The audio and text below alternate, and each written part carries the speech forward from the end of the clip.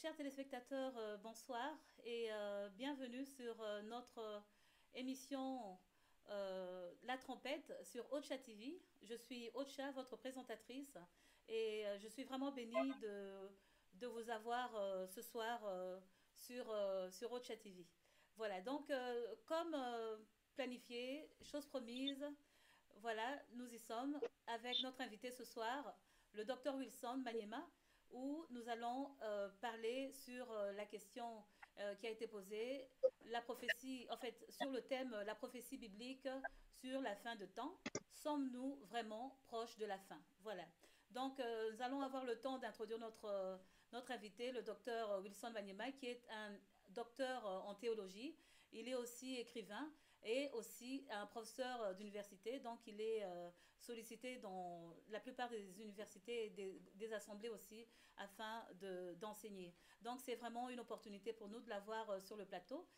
Bonsoir, docteur Wilson.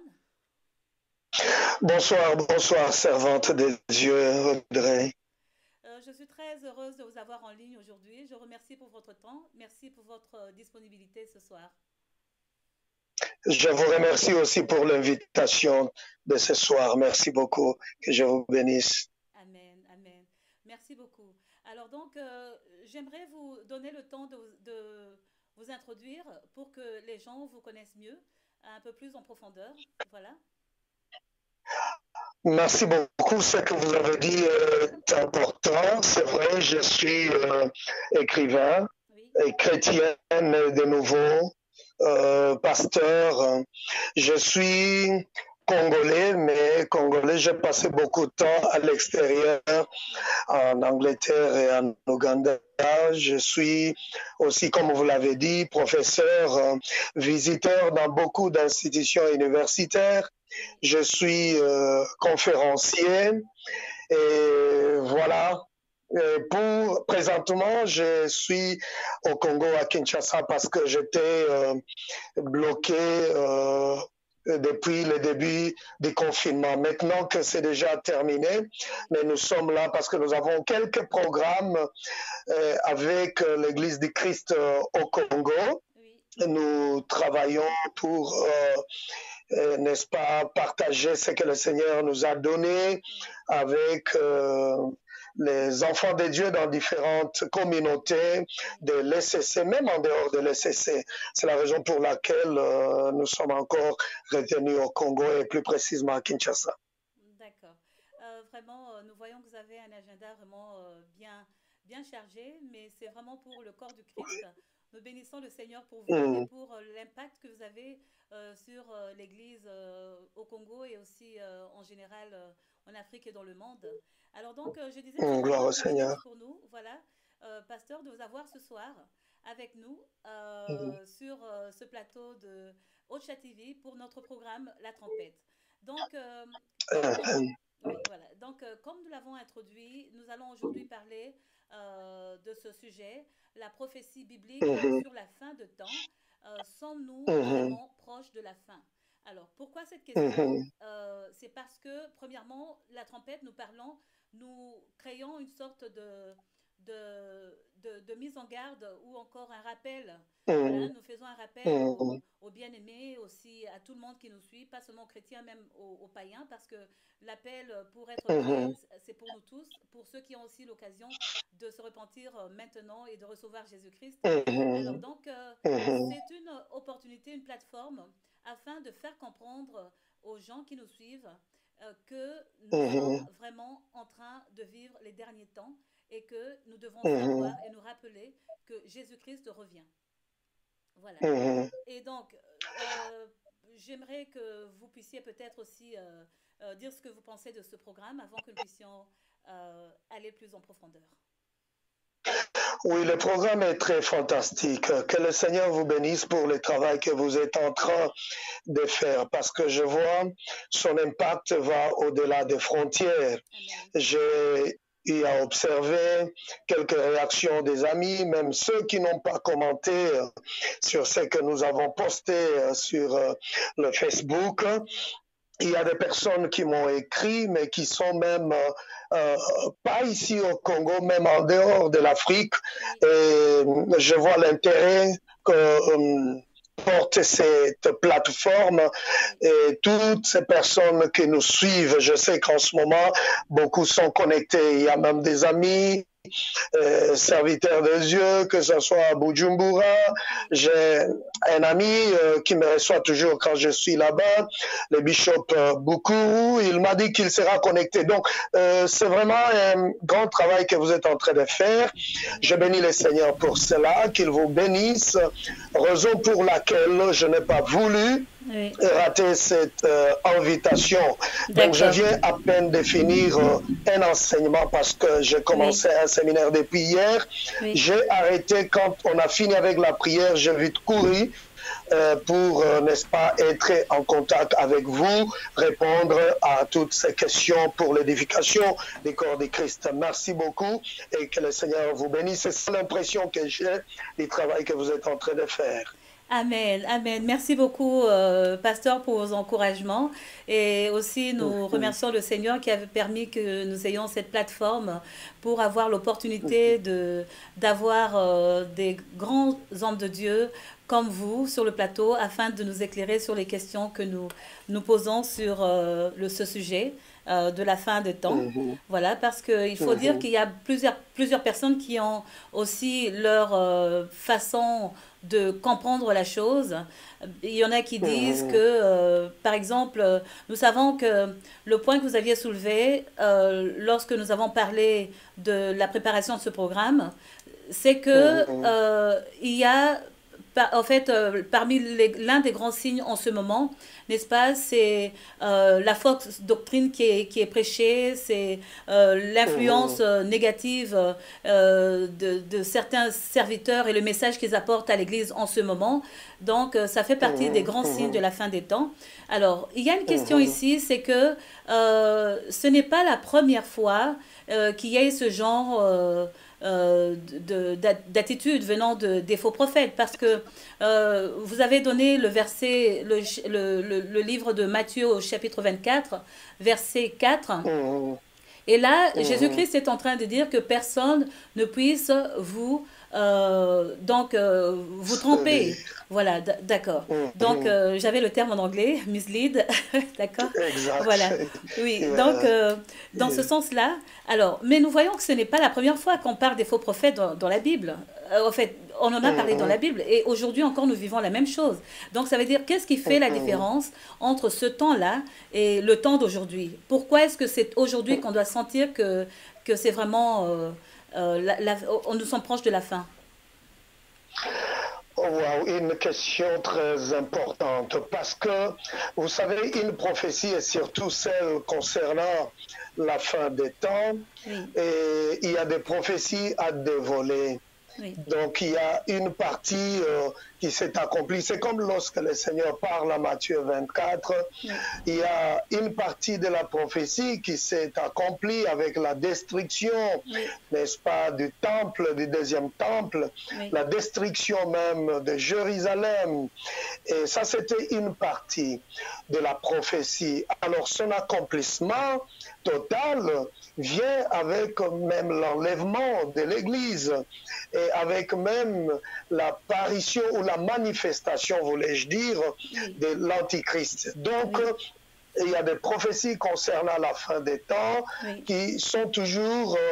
qui ont deux parties ou à deux volets.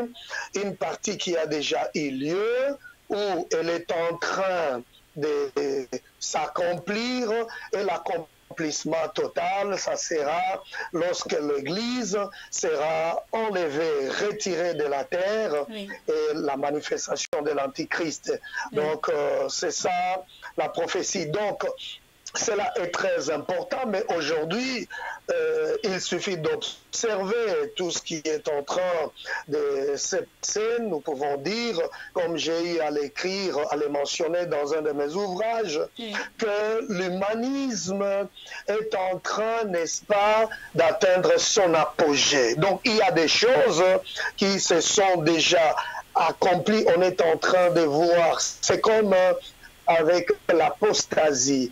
Elle est déjà là présente, l'abandon de la foi, mais cependant, elle est en train de grandir jusqu'à la manifestation de l'Antichrist. Donc nous sommes déjà dans les temps de la fin, mais seulement nous pouvons dire que maintenant c'est plus proche qu'avant. Parce que nous voyons que l'idolâtrie a atteint un certain niveau très élevé, servant de Dieu. D'accord. C'est justement ça la question.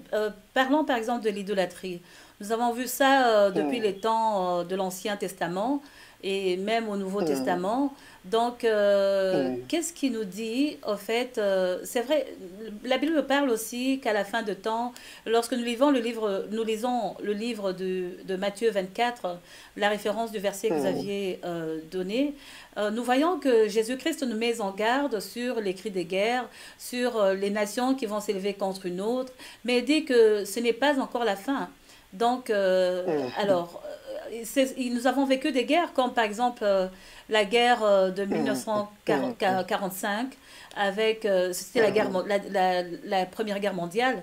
Alors donc et la guerre en fait de 1940-1945.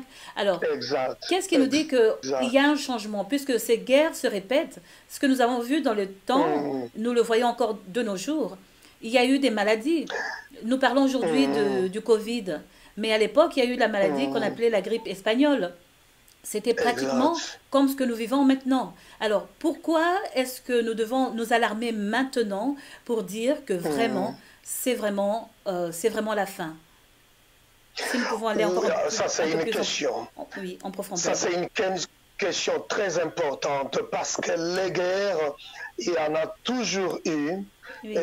Et aussi, comme ce que vous venez d'évoquer tout à l'heure, ce n'est pas la première fois que le monde va connaître cette pandémie qui a bougé le monde. Il y a celle que vous venez d'évoquer, n'est-ce pas? La pandémie espagnole, n'est-ce pas? C'est ce que vous avez dit. Tout à fait. N'est-ce pas? Oui. Alors, ça existait. Maintenant, aujourd'hui, nous pouvons dire que nous sommes plus proches qu'avant. Écoutez, les gens... Vous avez raison. Les gens ont toujours dit, les chrétiens ont l'habitude de dire que Jésus revient bientôt, le bientôt des chrétiens. Mais c'est que moi je dis que c'est plus que bientôt maintenant. Amen. Parce que regardez, il y a un des signes qui ne trompe pas, c'est ce que moi j'appelle ici la séduction religieuse. C'est la plus grande séduction. On peut parler des guerres, autre chose, mais la séduction la plus dangereuse ou la plus grande séduction, c'est la séduction religieuse. Parce que là, la Bible parle de faux prophètes, de faux miracles, etc., comme nous dit, n'est-ce pas, Matthieu 24, et prenez garde que personne ne vous séduise. Vous savez, servante de Dieu, la séduction religieuse, c'est la plus puissante arme de Satan. Et c'est ce qu'aujourd'hui nous sommes en train de vivre, parce que quand nous lisons ce texte de Matthieu 24, 3 à 4, peut-être je peux prendre juste seulement le verset 4, où le Seigneur, s'adressant à ses disciples, il leur dit, prenez garde que personne ne vous séduise. Tout à fait. N'est-ce pas? Oui. Il continue en les avertissant que le dernier jour précédant immédiatement son retour, serait caractérisé par la plus grande séduction que le monde ait jamais connue. Tout à fait. Donc, c'est pourquoi je dis que la séduction religieuse, bien entendu, est la plus grande arme de Satan. Et Jésus, c'est pour cette raison, Jésus a indiqué que ce serait une séduction religieuse. N'est-ce pas? Alors, il suffit d'observer aujourd'hui, parce que l'apostasie fait partie de cette grande séduction. Et le danger, c'est quoi? Voilà, Jésus a prêché quand il est venu, il est né, il a commencé son ministère pour sortir les gens du judaïsme. Mais il suffit d'observer ce qui se passe aujourd'hui.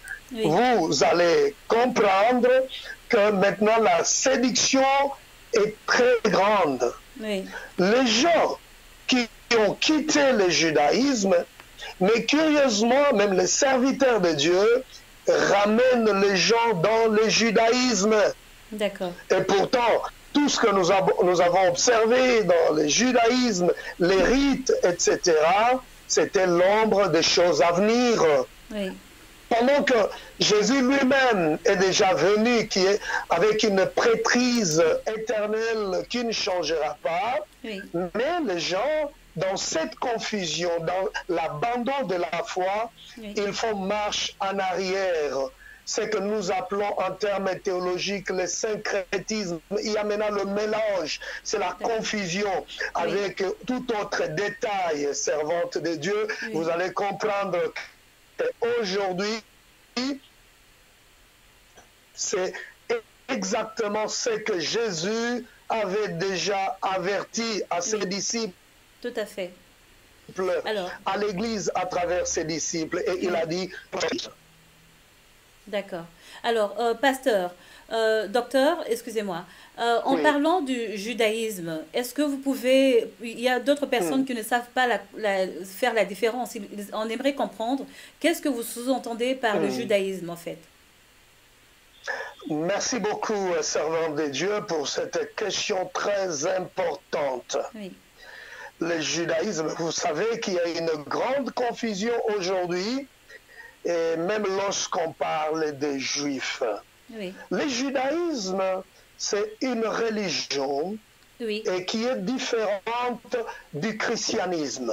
D'accord. Parce que lorsque Dieu a choisi un peuple, il voulait que son message passe à travers un peuple, que ce peuple puisse communiquer la grandeur de Dieu aux autres. D'accord. C'est comme ça qu'il a choisi, n'est-ce pas? Aujourd'hui, on parle des Juifs. Donc, les Juifs, c'est par rapport à la religion judaïsme. Tout à fait. Oui. Alors, donc, oui, je vous écoute. Allez-y. Oui, maintenant, ce judaïsme, c'est que nous sommes en train d'observer aujourd'hui. Ce n'est même pas le judaïsme de l'époque de Jésus. Voilà pourquoi nous parlons de la séduction. Voilà pourquoi le Seigneur lui-même parle, avertit son Église à travers ses disciples. Il dit, prenez garde que personne ne vous séduise. Parce que ce que nous observons aujourd'hui, c'est que les gens sont en train de faire cette alliance qui existe aujourd'hui, qu'on appelle sionisme chrétienne, ou judaïsme, tout ça avec les chrétiens. Ce n'est même pas le vrai judaïsme qui a existé à l'époque de Jésus. D'accord. Ça, c'est un mélange avec, c'est ce qu'on appelle le judaïsme talmudique babylonien, qui n'a rien à voir avec le vrai judaïsme à l'époque de Jésus-Christ. D'accord. Alors, donc ça, c'est... Est-ce que vous pouvez me donner quelques différences entre les deux types de judaïsme? Merci. Le judaïsme à l'époque de Jésus parlait en fait de la venue du Messie, qui est Jésus-Christ. Toutes les prophéties que vous allez trouver dans la Torah, dans les 5 livres de Moïse, n'est-ce pas, que ce soit les livres des prophètes, Ésaïe en a parlé, Michée en a parlé. Donc, l'Ancien Testament parlait, annonçait la venue de Jésus. Ça, c'est le vrai judaïsme. Donc, c'était un moyen que nous pouvons appeler intermédiaire ou, n'est-ce pas, oui, avant que Jésus ne vienne. Alors, comme Jésus est déjà venu, cette ancienne alliance ne peut plus exister. Mais non, parce qu'il s'agit de la différence avec ce que j'appelle le judaïsme talmudique babylonien.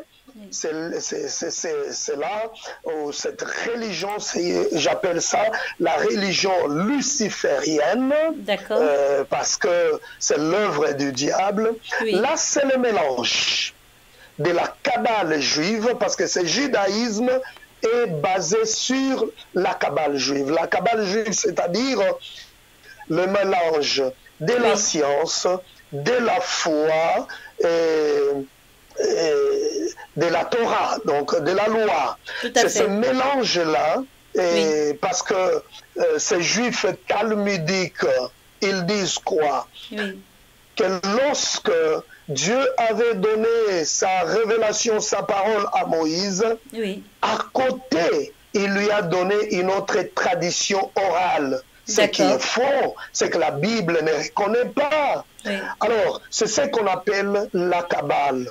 Et oui, il y a dedans les Talmuds, c'est-à-dire les commentaires que les juifs qu'on appelle le rabbin, oui, dans un autre langage biblique, on les appelle des pharisiens, oui, les commentaires qu'ils ont attribués d'accord. faussement à la Bible, c'est ce qu'on appelle Talmud. Le Talmud, donc, c'est un livre méchant qui détruit la sainte doctrine, qui détruit même l'Ancien Testament.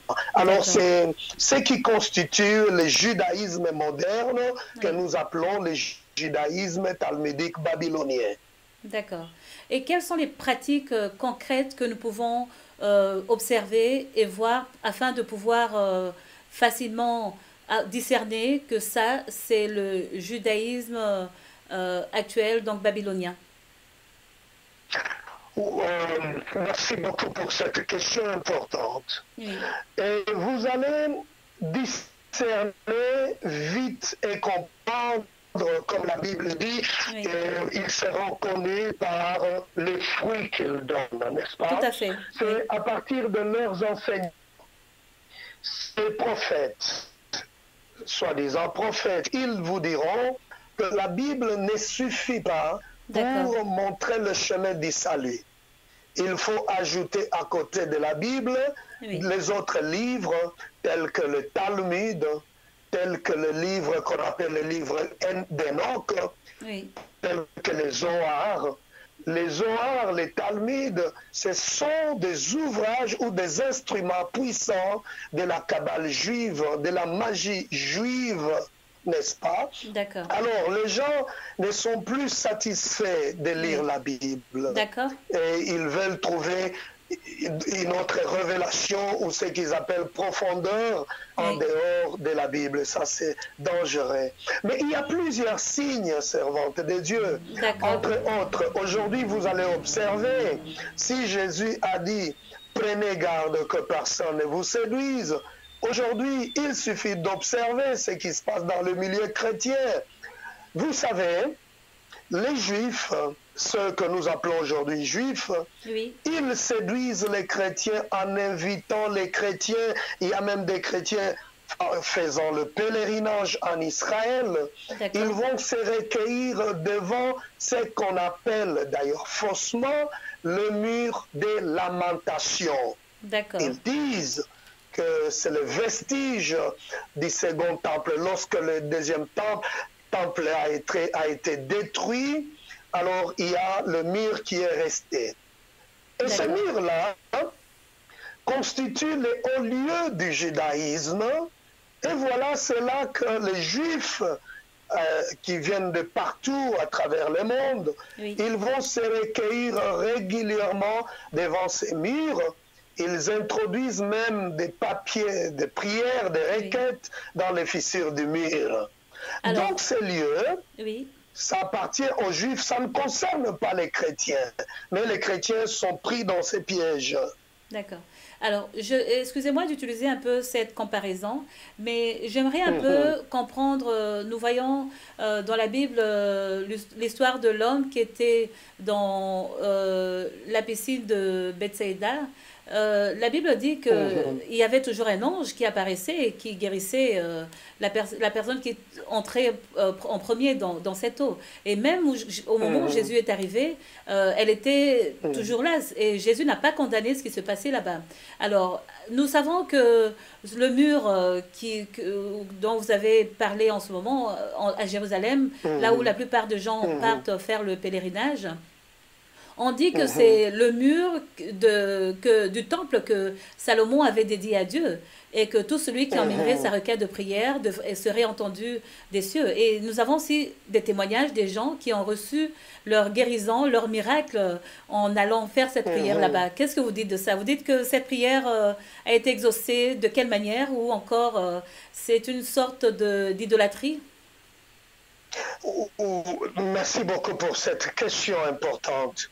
Alors, si il faut revenir à l'histoire du mur, Oui, ben, écoutez, d'abord, Jésus-Christ lui-même, n'est-ce pas? oui, Il a plusieurs fois, lorsque les disciples lui montraient la beauté, la splendeur du temple, n'est-ce pas? oui, Et Jésus, quelle était toujours sa réaction? Il disait, les chrétiens ne devraient pas oublier cela, il disait, il ne restera pas pierre sur pierre. Ça, c'est la première des choses. Il a dit que tout sera complètement détruit. d'accord. Toutes les prophéties, que ce soit même dans l'Ancien Testament, dans les livres de Michée, j'aimerais même peut-être donner ces passages bibliques pour ceux qui nous suivent Oui, en ce moment. oui, Dans l'Ancien Testament déjà, Jérémie chapitre 26, le verset 18, la Bible dit quoi? Au temps d'Ézéchias, roi de Juda, Michée de Moréquette prophétisait et il dit à tout le peuple de Juda, Sion sera labouré comme un champ, Jérusalem deviendra un tas de ruines, oui, la montagne du temple sera une colline couverte de broussailles. d'accord. Donc déjà, vous voyez à cette époque, les prophètes dans l'Ancien Testament, ils parlaient déjà de la destruction. Michée en a parlé de la destruction de Jérusalem, Oui, du temple même, et que ça deviendra un tas de broussailles. oui, Et c'est vrai, l'histoire biblique nous apprend qu'un certain Rufus avait même cultivé, il avait son champ, il a commencé son champ là-bas. Arrivé dans le Nouveau Testament, il y a 4 prophéties, Jésus parlait à ses disciples, il ne restera pas pierre sur pierre, c'est-à-dire tout sera complètement détruit. tout à fait. Maintenant, la question est celle de savoir, mais si nous disons que ça c'est le vestige du second temple, Oui, entre les Juifs qui disent que c'est le vestige du second temple et Jésus qui a dit que tout sera complètement détruit, qui a menti et qui dit vrai? Jésus ne peut pas mentir parce que tout lui-même à c'est fait. la vérité. Oui, Et ce qu'il a dit, qui était déjà annoncé par les prophètes de l'Ancien Testament, oui, ça s'est réalisé en 70 avec l'armée romaine et Titus à la tête. Ils ont tout détruit complètement, servante de Dieu. d'accord. Bon, ça c'est le premier volet de la réponse.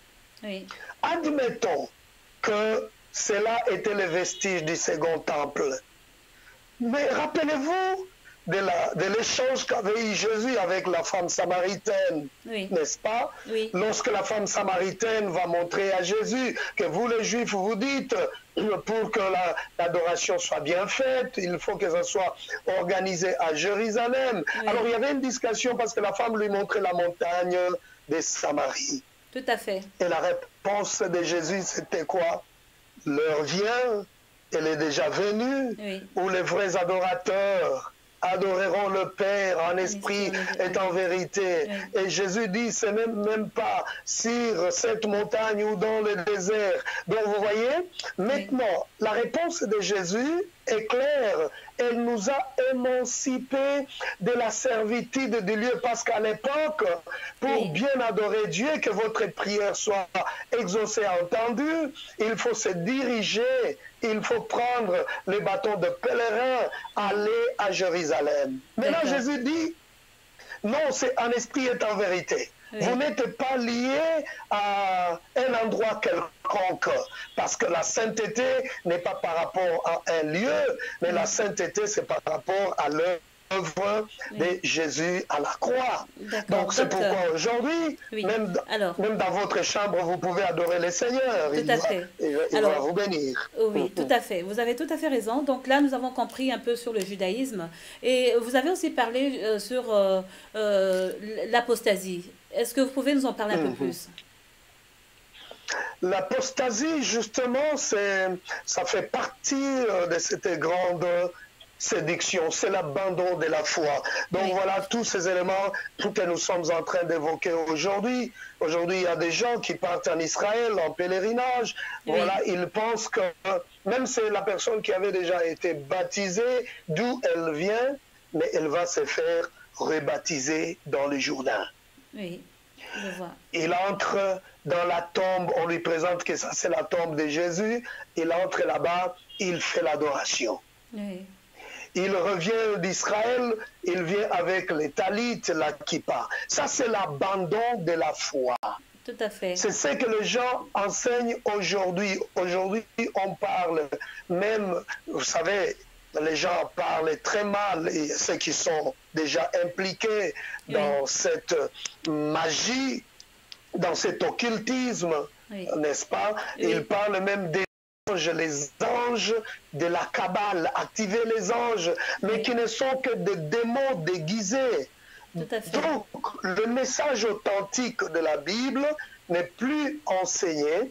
C'est ce qu'on appelle l'apostasie. Mais nous entrons déjà dedans, mais ça aura sa manifestation ou son accomplissement total lorsque l'Église sera enlevée. Oui. Alors, il y aura la manifestation de l'Antichrist et en ce moment-là, il y aura une seule religion mondiale parce que l'Église sera déjà enlevée. D'accord. Alors, donc revenons à cette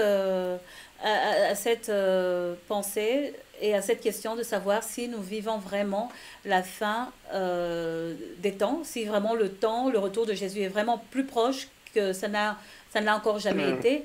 Et avant ça, j'aimerais juste encourager à ceux qui nous suivent, nos abonnés, ceux qui sont connectés, s'il vous plaît. Merci de partager la vidéo afin que le corps du Christ soit édifié et que le peuple de Dieu aussi bénéficie de ces révélations qui sont très importantes pour des temps comme ceci. Donc, docteur, parlons de la séduction religieuse. Pratiquement... certainement qu'il y a des hommes de Dieu qui pratiquent cette magie, comme vous l'avez dit, et qui l'emmènent à l'église locale, n'est-ce pas? Comment est-ce que les membres de leurs églises ou ceux qui reçoivent ce genre de serviteurs de Dieu, disons, ce genre de personnes dans leurs assemblées, comment est-ce qu'ils peuvent déceler que ce monsieur nous emmène dans une direction qui nous mène vers l'apostasie, vers le judaïsme? Oh, oui, vous savez, c'est un grand combat, il faut le dire. Oui. Qu'est-ce que j'entends par grand combat? C'est-à-dire les serviteurs de Dieu, tout celui qui est appelé serviteur de Dieu doit comprendre que, comme vous l'avez, n'est-ce pas, proposé dans votre plateforme, c'est une question importante. Est-ce que sommes-nous proches vraiment du retour du Seigneur, de la fin des temps? Et cela est très important parce que, regardez, c'est un grand signe, comme on parle, n'est-ce pas, de la grande séduction. Aujourd'hui, en Israël, on parle de la construction ou la reconstruction du troisième temple. Le plan architectural est déjà fini. D'accord. Tout ce qui reste, c'est comment détruire là où il y a la mosquée Al-Aqsa, parce qu'on dit que la mosquée Al-Aqsa a été construite sur les ruines du temple. Donc, pour reconstruire le troisième temple, il faut détruire cette mosquée C'est la raison pour laquelle il y a toujours eu des conflits sérieux entre les Palestiniens et les Juifs. Oui. C'est un signe, parce qu'il y a deux tendances théologiques. L'une pense que l'Église sera enlevée avant la construction du troisième temple. Oui. Une autre pense que c'est après la construction, mais nous sommes de ceux qui croient que l'Église sera enlevée avant la construction du troisième temple. Oui. Mais la servante de Dieu, imaginez un seul instant, parce que le plan architectural est déjà prêt. Oui. Donc, il suffit maintenant de détruire cette mosquée-là. Et tous les Juifs jurent que par ça, la construction du troisième temple. Donc, nous sommes plus proches qu'avant, aujourd'hui. Parce qu'à tout moment, c'est comme ça que nous devons être sérieux quand nous marchons avec le Seigneur. Je vous l'ai dit, à tout moment, servante de Dieu, la trompette peut sonner. D'accord. La trompette peut sonner. Donc, c'est une grande responsabilité à l'Église d'enseigner la parole de Dieu, que les enfants de Dieu soient prêts de rencontrer le Seigneur parce qu'il revient à tout moment.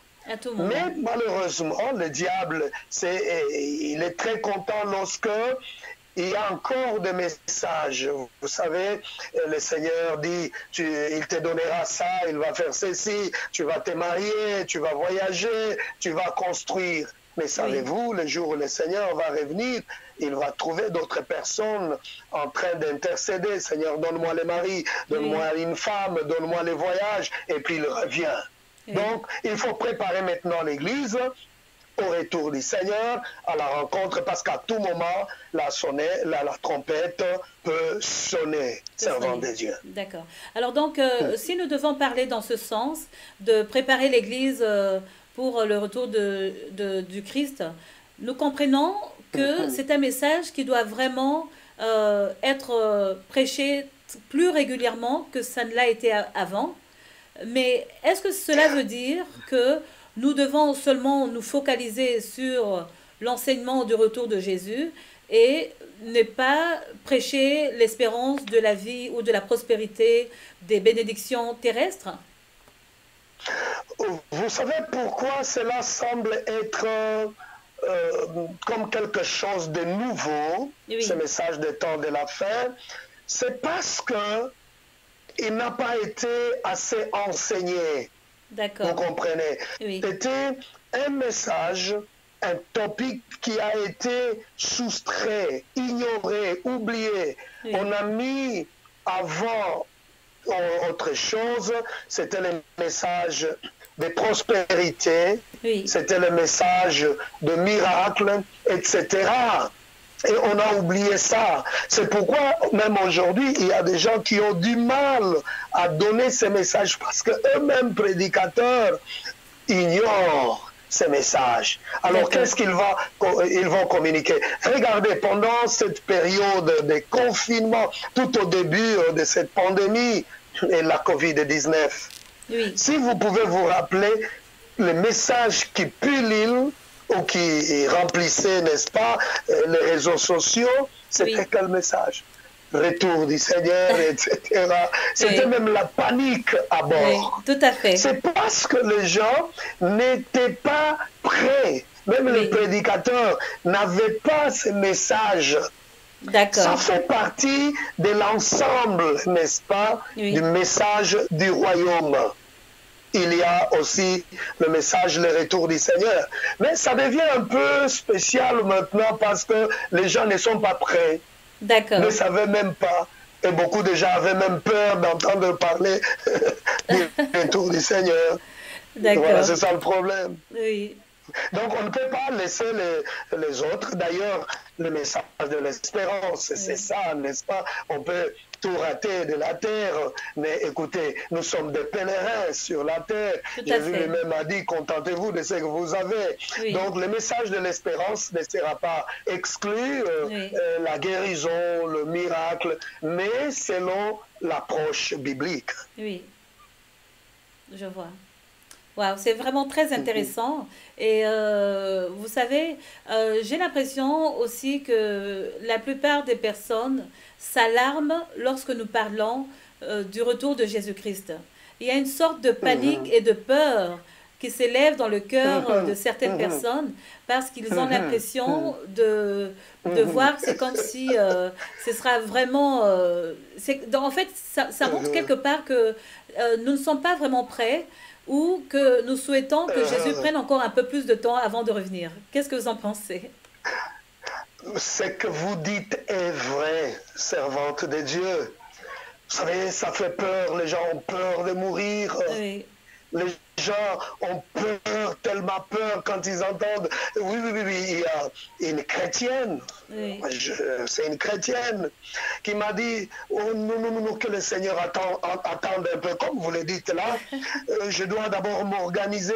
Donc, c'est un signe, cela montre que il y a une grande partie des chrétiens. Ces oui, chrétiens ne sont pas prêts.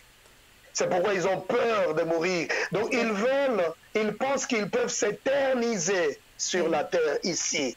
Ils oublient que nous sommes venus dans ce monde pour accomplir une mission. Nous existons pour un but.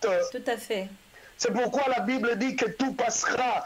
Et là, j'interpelle, je nous interpelle, nous serviteurs de Dieu, Oui, nous ne devons pas, n'est-ce pas, ignorer ces messages.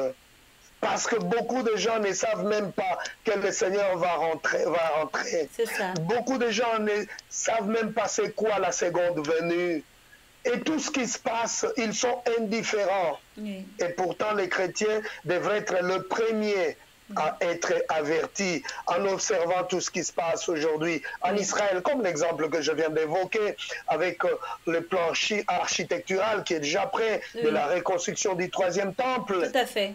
avec tous les faux enseignements aujourd'hui qui Oui, pullulent à travers le monde, la cabale juive, son influence aujourd'hui dans le milieu chrétien. oui, Ça doit interpeller les chrétiens. C'est un d'accord. signe que Jésus est plus proche qu'avant. Qu'avant. Parfois, quand j'enseigne, je dis aux gens, je ne sais pas, peut-être c'est après cet enseignement, peut-être c'est pendant mon sommeil, peut-être. Donc, à tout moment, le Seigneur peut revenir, mais ça fait mal, Oui, servante de Dieu. Nous tout à avons une fait. grande responsabilité devant le Seigneur Oui, parce que nous n'avons pas assez parlé pour préparer l'Église. oui, Jésus lui-même parle quand il donne l'exemple des 10 vierges. Il oui, y a celles qui n'étaient pas prêtes. tout à fait. Donc il y a encore des chrétiens qui ne sont pas prêts pour, n'est-ce pas, rencontrer le Seigneur. Le Seigneur. Et c'est triste parce que nombreux vont rester, n'est-ce pas, Oui, dans la grande tribulation et rencontrer l'Antichrist. Ça sera la période de la grande tribulation et ça ne sera pas facile. tout à fait. C'est quand même assez triste et c'est quand même alarmant, n'est-ce pas? Parce Oui. que la Mhm. Bible elle-même nous dit aussi d'ailleurs que il y a peu, seulement peu qui sont élus. Et d'ailleurs, la Mhm. Bible nous Mhm. met en garde lorsqu'il nous dit qu'on ne se laisse pas séduire. Dans le Mhm. même chapitre, on voit plus loin, là où Jésus-Christ est en train de dire que si le temps n'était pas raccourci, personne, Mhm. personne Mhm. ne serait en mesure en fait, de le revoir lorsqu'il allait venir ou d'être Mhm. sauvé. Mhm. Alors donc c'est Mhm. vraiment très, je peux dire c'est très serré et c'est vraiment Mhm. un message très délicat que malheureusement Mhm. l'Église ne prêche pas trop. Parce que comme vous Mhm. dites, Mhm. l'Église n'est pas vraiment préparée pour la venue du Mhm. Christ et nous risquons de nous retrouver surpris lorsque le son de la trompette va sonner et Mhm. donc c'est un peu ça. Alors, qu'est-ce que vous proposez en fait? Qu'est-ce que vous proposez à l'Église en ce moment, aux chrétiens en ce moment pour rester un peu connectés et éveillés par rapport à cet appel? Euh, c'est un appel qu'il faut lancer avant tout aux serviteurs de Dieu qui ont la responsabilité des âmes que le Seigneur leur a données. Oui, Vous savez, parce que si les leaders Père n'enseigne pas ces choses, les chrétiens aussi ne comprendront pas le but pour lequel ils sont venus dans ce monde. Oui. Ils pensent qu'ici, c'est l'endroit où il faut vivre éternellement. Et aussi aux chrétiens de rester attachés à la parole de Dieu. Mais la grande responsabilité est à nous, serviteurs de Dieu. C'est pourquoi je bénis le Seigneur pour le travail que vous êtes en train de faire à travers cette plateforme. C'est vraiment la trompette que vous êtes en train de sonner. Et prochainement, si le Seigneur nous donne l'occasion, je proposerai même que nous puissions développer des thèmes comme, n'est-ce pas, les fléaux dont parle l'Apocalypse, cette Église et toutes ces choses. C'est tout simplement pour édifier les chrétiens, qu'ils comprennent les temps que nous sommes en train de traverser et ce qui va venir après l'enlèvement de l'Église. Parce que beaucoup ne savent pas c'est quoi même l'enlèvement de l'Église et qu'est-ce qui viendra après. Donc nous vivons comme les païens et c'est le travail que le diable est en train de faire pour aveugler les gens avec le message. Écoutez, la prospérité n'est pas une mauvaise chose, c'est une bonne chose. Parce que nous avons besoin aussi des moyens financiers pour accompagner l'évangile. Nous avons besoin, n'est-ce pas, des finances. Mais le diable a trouvé son nid dans ces messages-là qui aveuglent les gens. C'est comme si quelqu'un qui ne roule pas carrosse est encore sous malédiction. Il a des liens. Mais écoutez, au ciel, nous n'irons pas avec toutes ces choses. Tout à fait. Et Jésus n'est pas mort à la croix pour nous donner avant tout les véhicules et autres choses. Il est, n'est-ce pas, Jésus est mort à la croix pour notre salut éternel, nous libérer du royaume des ténèbres, pour nous amener dans le royaume de lumière. De lumière. Alors, mais aujourd'hui, ce qu'on présente devant les chrétiens, c'est quoi? C'est la prospérité, c'est le miracle. Quelque part, cela aveugle les chrétiens et on oublie l'essentiel. Jusqu'au point que nous pouvons voir que les gens sont beaucoup plus intéressés avec, par exemple, des programmes où on va leur parler des sorciers, on va leur parler de, vous savez, de vos bénédictions et tout ça. Mais le message profond de l'évangile qui doit être centré sur Christ lui-même, sur le pourquoi du fait que nous sommes nés de nouveau et sur notre relation avec Jésus, nous voyons que c'est vraiment un peu négligé. Tout à fait vrai, parce que c'est là même qu'il y a la séduction. Parce que si aujourd'hui on parle de la cabale juive, de toutes ces hérésies, qu'est-ce qu'il propose aux gens? Écoutez, si vous suivez cette voie, vous aurez de l'influence, vous aurez le succès, vous aurez l'argent, vous aurez une grande église, etc. Avec votre permission, je souhaiterais même que prochainement nous puissions parler sur les anges, parce qu'aujourd'hui on parle trop activation des anges. Il y en a 72 les 72 anges de la Kabbale. Il y a certaines églises que vous voyez grandes églises, mais ce n'est pas l'œuvre du Saint-Esprit. C'est l'œuvre des démons, l'œuvre du diable. Ce sont des démons qui font ce travail. Vous voyez plein de gens, mais ils n'ont pas été envoyés dans ces églises par le Saint-Esprit, mais ce sont des démons qui travaillent. Il y a aujourd'hui les médiums, on pense que ce sont des prophètes. J'aimerais, ce jour-là, quand on va parler des anges de la Kabbale, les démons déguisés, et on va toucher des points importants. Tout à fait. Concernant même certaines personnes, on pense que c'est un prophète, mais c'est un devin qui est dans l'Église. Et il y a beaucoup de signes qui montrent ces choses. Mais malheureusement, ces gens-là sont en train de détruire la destinée de beaucoup de gens. Parce que les démons, le diable, c'est quoi? Tous ces démons cherchent comment de détruire la vie des gens. Mais comment ils vont parvenir pour réaliser leur sale besogne. Il faut qu'il y ait des agents du diable à travers ces gens-là. Ces démons entrent et ils vont opérer pour détruire la vie des gens. Tout à fait.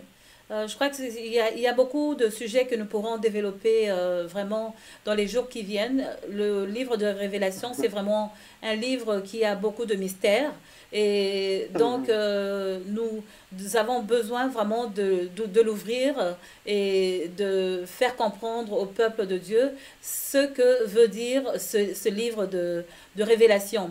Alors, parlons toujours de la séduction religieuse. Venez soulever un point très intéressant avant que nous puissions finir, parce que nous tendons déjà vers la fin, sur les hommes de Dieu qui manipulent les faux prophètes. Alors, nous allons juste parler un peu brièvement, parce que c'est le sujet que j'avais exposé à la dernière émission avant celle-ci, de la trompette. Comment est-ce que vous pensez que nous pouvons vraiment reconnaître que ce prophète est un faux prophète, ce musicien est un faux musicien? Est-ce qu'il y a, par exemple, des signes que vous pouvez essayer de nous donner ici pour mettre le peuple de Dieu en garde? Waouh, c'est tellement nombreux aujourd'hui. D'accord. Vous savez, je m'attaque contre l'influence de la cabale juive dans les milieux chrétiens. Oui. Et ça nous donne beaucoup de signes aujourd'hui. Beaucoup de gens qu'on appelle prophètes. Oui. Mais ils ne sont pas prophètes par le Saint-Esprit. Ce n'est pas l'Esprit de Dieu. Mais ces gens, ce sont des devins. Des personnes qui donnent des prophéties qui n'ont rien à voir. Il n'y a pas de conformité avec la parole de Dieu. Je donne un exemple. Oui.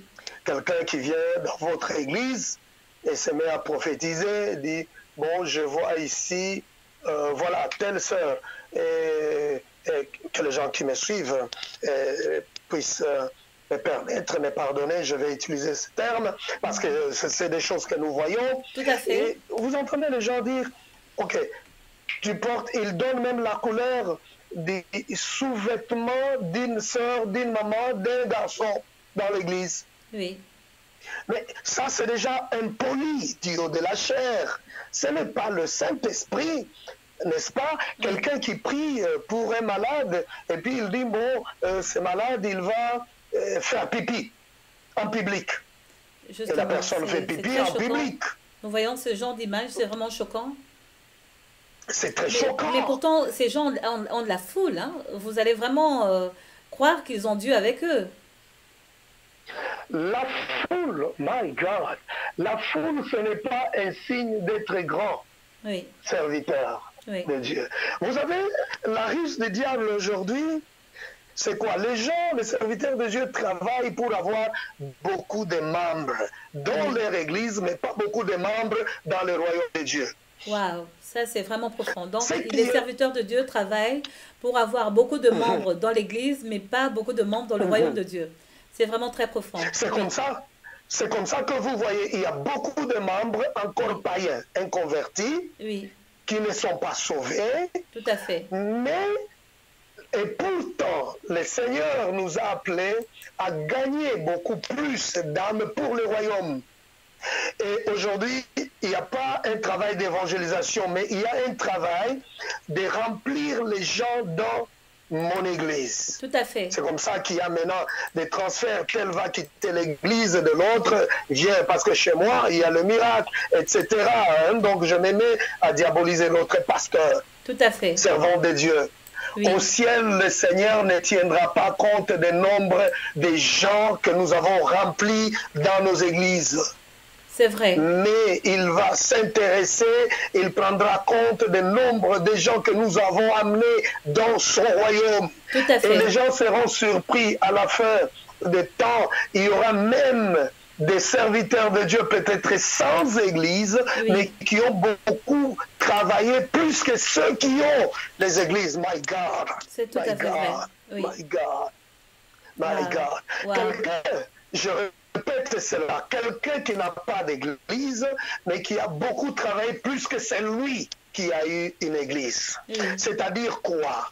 Il a amené beaucoup d'âmes Oui. Beaucoup de personnes ont abandonné le péché, les Amen. ténèbres sont venues à Jésus. Amen. Amen. Mais tandis que c'est lui qui a peut-être une église avec beaucoup de gens, il n'a pas eu le temps de préparer ses âmes. Il manipulait les âmes, croyant que c'était le Saint-Esprit qui travaillait, mais c'est l'esprit de séduction qui agissait pour manipuler les âmes qui sont faibles. Alors les gens étaient pleins dans l'église, il a été applaudi dans ces mondes, mais le fondement ou la fondation de cette œuvre, c'est le mensonge qui va prendre feu. My God. Wow. Donc il est important aujourd'hui d'avoir beaucoup plus d'âmes dans le royaume de Dieu, parce que c'est ça notre couronne. D'accord. Donc la couronne, ce n'est pas... Oui, c'est mieux d'avoir au moins...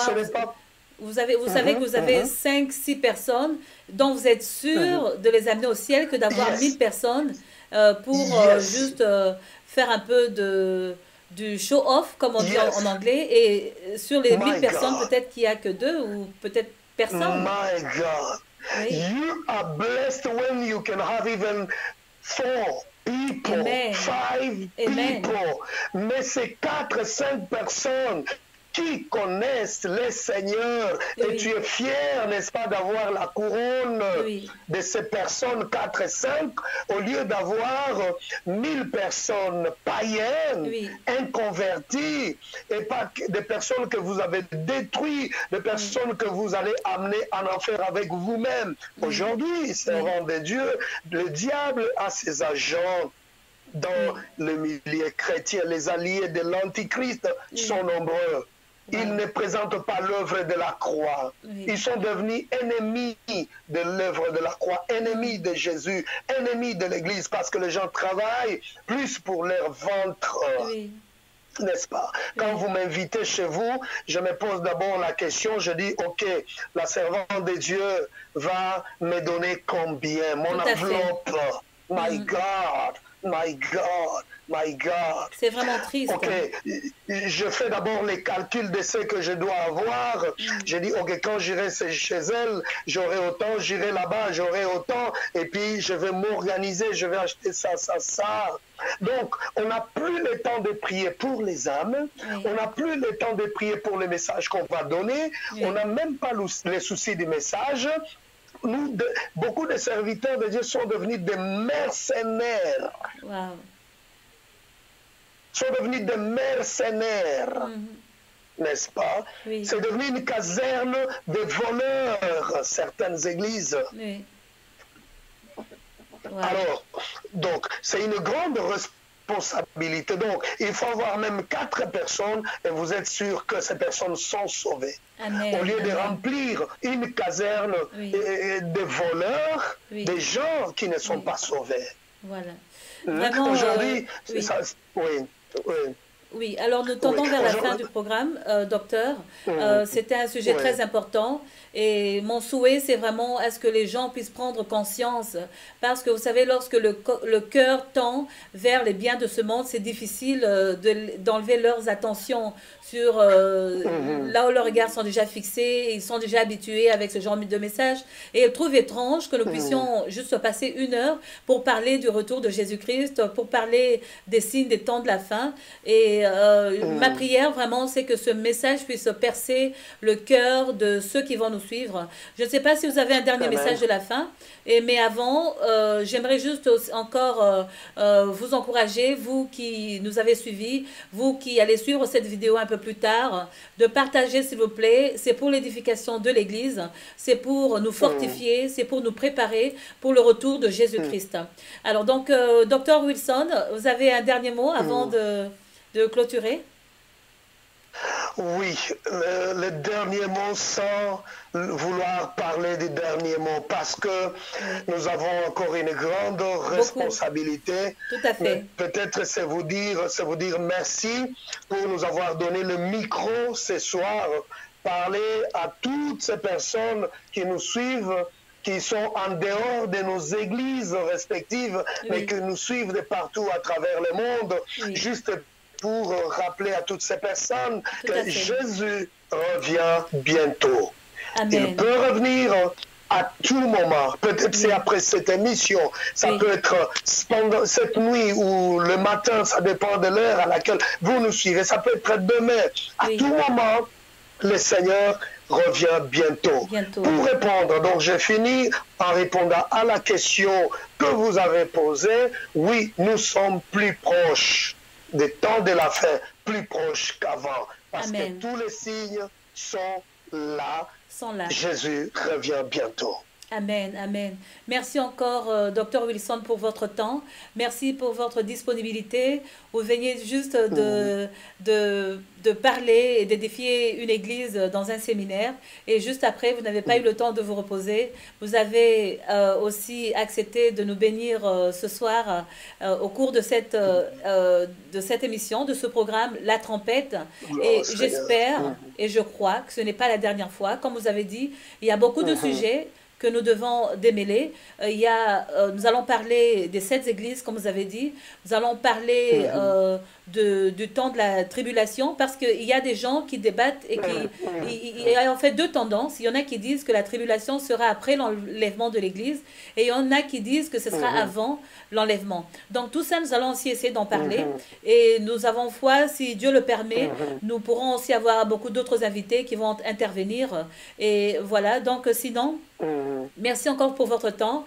Et voilà, j'aimerais juste rappeler encore que le docteur Wilson Manyema est un écrivain, il est docteur en théologie et il est aussi enseignant dans les universités, il est enseignant docteur dans les églises, voilà. Donc nous sommes bénis de vous avoir vraiment dans le corps du Christ, docteur. Que je sois loué, que je bénisse le travail que vous êtes en train de faire, vous-même, votre famille. Amen, amen. Est-ce que vous pouvez juste faire une prière pour ceux qui nous suivent et ceux qui vont nous suivre plus tard? Père, dans le nom de Jésus, je te recommande tous ceux qui nous ont suivis. Amen. Et nombreux en l'amour de ton nom, de ton œuvre. Ils nous ont suivis en ce moment. Et nous voulons que le reste soit l'œuvre du Saint-Esprit. Amen. Pour faire asseoir ton message dans le cœur de chacun. Oui. Et que le Saint-Esprit nous aide tous à rester fidèles. Oui. Fidèles à toi, Seigneur, jusqu'à ton retour. Amen. Nous ne voulons pas rater ces grands rendez-vous. Nous ne voulons pas nous éloigner de ta parole. Amen. Nous voulons rester attachés à ta parole. Je bénis chacun de nous, tous ceux qui nous ont suivis, bénis leurs activités, leurs familles respectives. Amen. Dans le nom de Jésus, j'ai ainsi prié. Amen. Amen. Merci encore une fois. Merci, docteur. On va rester en contact et nous allons certainement planifier nos prochaines émissions ensemble avec vous. Que Dieu vous bénisse encore et merci. Merci beaucoup. D'accord. Merci beaucoup. Voilà. Bye. Au revoir. Alors à vous, nos abonnés, vous qui nous suivez en ligne, que le Seigneur vous bénisse pour votre temps et pour le moment que vous avez donné juste à la parole de Dieu. Vraiment, nous étions bénis ce soir avec le docteur Wilson et nous espérons que vous allez continuer à vous connecter chaque fois que nous allons émettre sur Ocha TV pour ce programme La Trompette qui est très important pour l'Église en ce moment, en ce temps de la fin, car nous croyons, comme le docteur Wilson l'a dit lui-même, que Jésus-Christ revient très bientôt. La fin est très proche, plus proche que ça ne l'a encore jamais été. Donc, que Dieu vous bénisse. Partagez s'il vous plaît cette vidéo, aimez notre page Facebook et aussi enregistrez-vous ou souscrivez-vous sur notre chaîne YouTube. Vous pouvez aussi nous suivre sur Instagram et sur Twitter. Que Dieu vous bénisse. Je suis Ocha, votre sœur et servante de Dieu, et que Dieu vous bénisse encore. Merci pour votre soutien pour Ocha TV et je vous retrouve la prochaine fois. Au revoir.